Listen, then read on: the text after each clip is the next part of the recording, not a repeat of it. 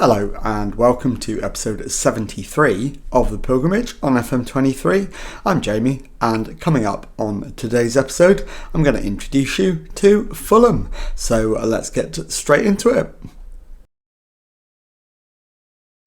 Okay, here we go then with our introduction to the Fulham squad that I've inherited at the start of my reign, and I have selected the 11 players who best fit my chosen 4-3-3, but I'll take you through the squad as a whole to start with.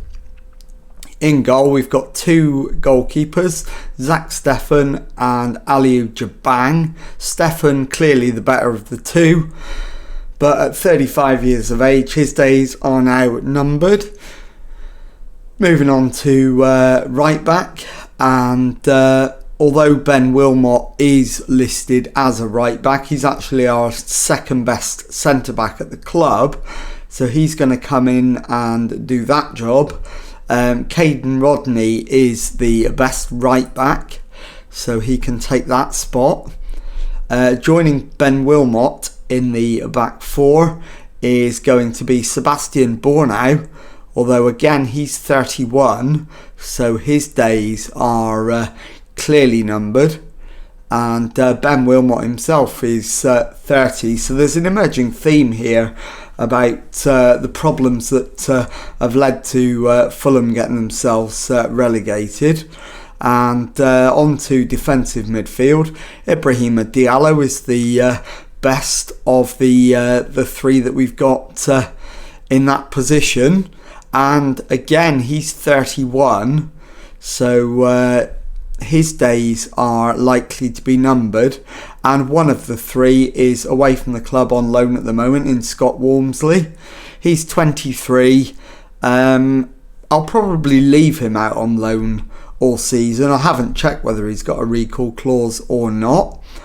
We've then got a load of players who can play right side midfield, but it's a position I don't use. Central midfield wise, the best two at the club at the moment are Tom Davis, who again is 32, and Giulio Maggiore, who is also 32. So another position in need of a big overhaul as the season goes on. On the right wing, we've got multiple players who can play the position. This is one of the areas we are blessed with a reasonable number of young players. I've gone for Barry Tozer as my initial selection. At 23 years of age, he's going to be around a while. We move on to the left wing, and again I've gone with a youngish player in 25-year-old Luke Harris. The other players who can play in that position are 22-year-old Kofi Abubakari, but he's only 2.5 stars. The 3-star 23-year-old Lyle Younghusband, Elliot Anderson, who is 27 and 3.5 stars, so he's clearly the second best. So left wing we're all right for a couple of seasons at least, and then up front we've got Pietro Pellegrini, who is 29 and at 3.5 stars is the joint best striker at the club with Alexander Mitrovic, who's still here at the grand old age of 35. So he again is another one whose days are surely numbered. So I'll leave the squad roundup there, and I'll bring you back at the end of pre-season to show you the players we've brought in, the players who have left, and how the pre-season shaped up. So I'll talk to you again in a moment. Okay, well, pre-season is now over, and it's been a very, very busy one on the transfer front. We've had 9 players arrive, and a massive 18 players have left the club. So let's get on with introducing you to the new arrivals, and we begin with Fernando Garo, who arrives for £9 million from Watford. So let's meet Fernando. He's a 3-star current ability, 3.5-star centre-back, 23-year-old Spaniard, and certainly has plenty of useful stats to recommend him. So very pleased to get him in. The next arrival was Nick Carter on loan from Arsenal. Nick is a 3.5-star current ability and 5-star potential goalkeeper. So very pleased to have him in. He's a 20-year-old. So again, a really good young prospect, and should be a first team regular this season. Next in was Archie Gray for £10.75 million from Leeds United. And Archie is a central midfielder, 3.5-star current ability and potential, 24 years of age, so another relatively young player, and one with plenty to recommend him as well. So another very good capture. Next in was Johnny A. Rodas from Manchester United for £6.5 million. He is a central midfielder, 3-star current ability, 4-star potential, 22-year-old Colombian. So another one with youth on his side, who should give us some added depth in the centre midfield positions. After Rodas, next in was a player I've managed before, Mohamed Jabeur, on a free transfer. So let's have a look at him. And as you can see, he has been with...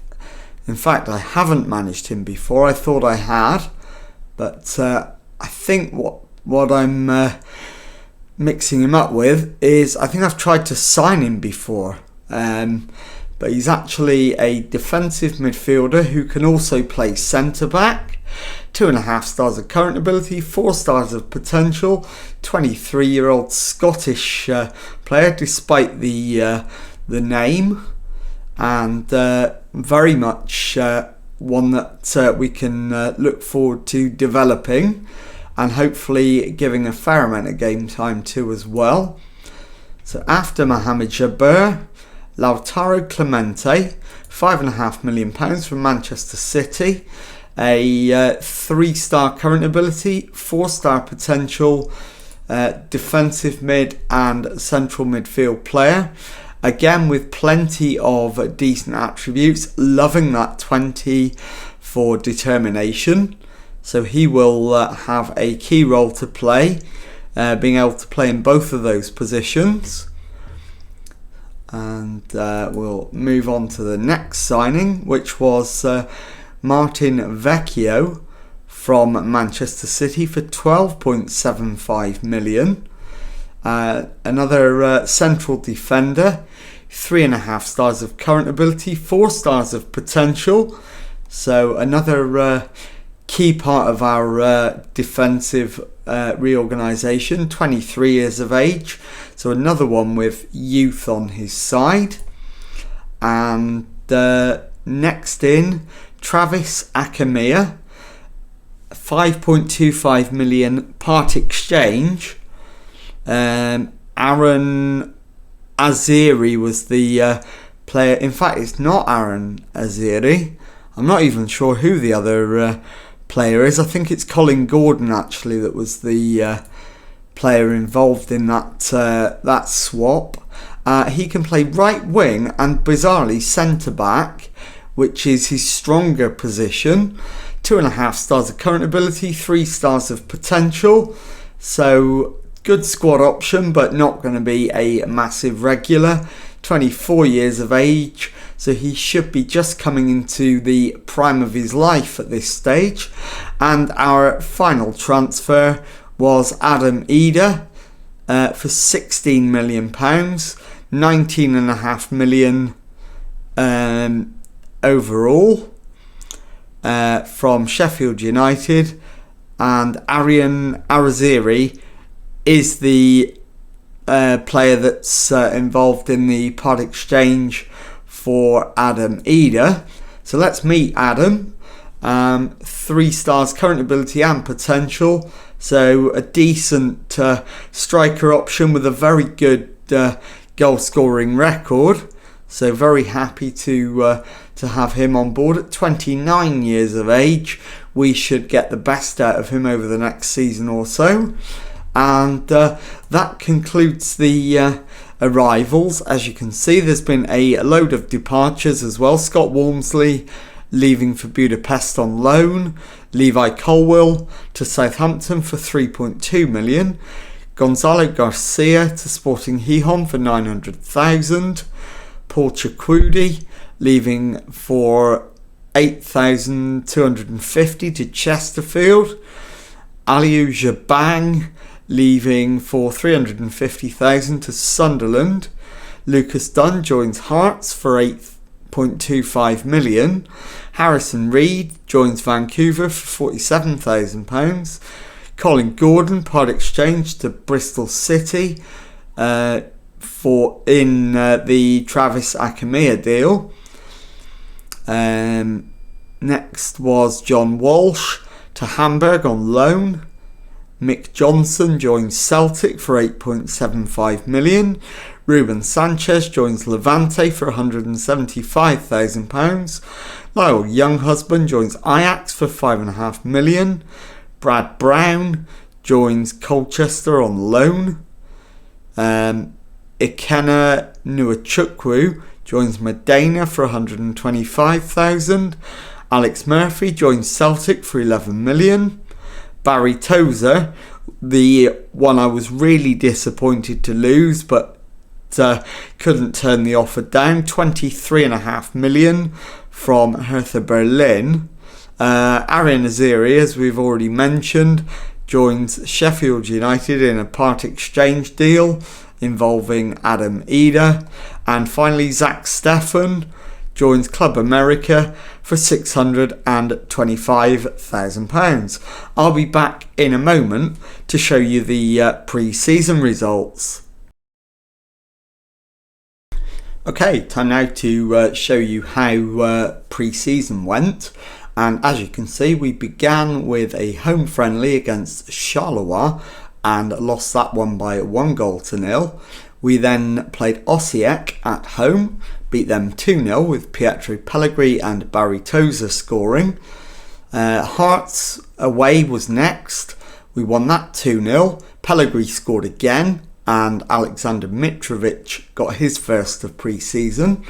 We then played Dundee in our second match of our Scottish tour, and Pietro Pellegrini got a hat-trick, Barry Tozer got 2, Caden Rodney got a goal, and Isaiah Jones finished off the scoring. We then played Motherwell in the final match in Scotland, with Luke Harris scoring both the goals in a 2-1 win. We then played Everton at home and got a 1-1 draw with Pietro Pellegrini again scoring. And then it was Plymouth Argyle at home, a 3-0 win with Luke Harris getting 1 and Pietro Pellegrini 2. And our final match was a 5-2 demolition of Southampton with Pietro Pellegrini getting 2, Giulio Maggiore getting 1 and Alexander Mitrovic getting the other 2. So I'll be back in a moment to tell you what's coming up on the next episode. Okay, well, as is the usual custom in these parts, I'm going to show you the first 2 matches of the season. So on the next episode, we will be away to Stoke and at home to Bolton Wanderers. And if you've enjoyed that, please leave a nice thumbs up on there for me. Subscribe to the channel for Monday to Friday Football Manager videos. Thank you very much indeed for watching, and goodbye.